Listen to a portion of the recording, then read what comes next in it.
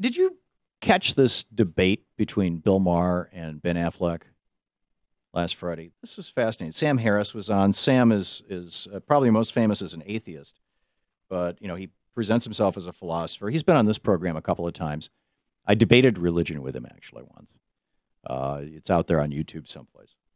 Sam's a good guy. He's very thoughtful, but Bill Maher and Sam were basically tossing out what, I don't know that Ben Affleck used this word, but kind of jingoistic sloganeering to characterize the 1.5 billion Muslims in this country. And saying, this is terrible, they're evil, we've got to do. It's not about religion. I think it's fascinating that it's not even just about religion. I think one of the really fascinating things about what happened in Tunisia, which is arguably where the whole Arab Spring thing began, is that President Ali started out back 6-8 years ago with this just really significant neoliberal, in other words, Reaganomics, conservative economics, quote, reforms in Tunisia in order to get World Bank backing, World Bank loans, and IMF certification, as it were.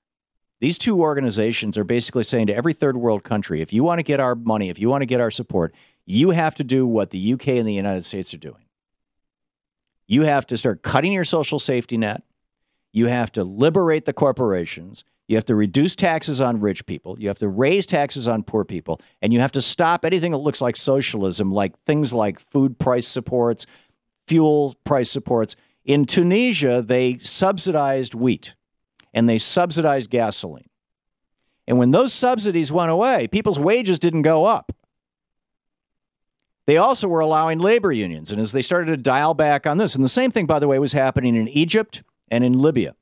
And what you see is country after country across the Middle East, when you combine that with the global warming changes that are happening in the northern part of the Middle East, where literally the growable area for wheat and other crops, but wheat was the principal one, the growable area has been shrinking at a latitude level of about 100 miles a year.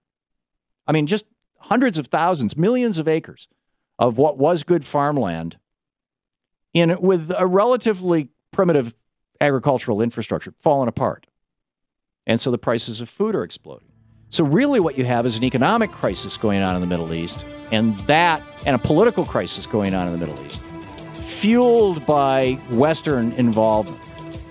So there's that.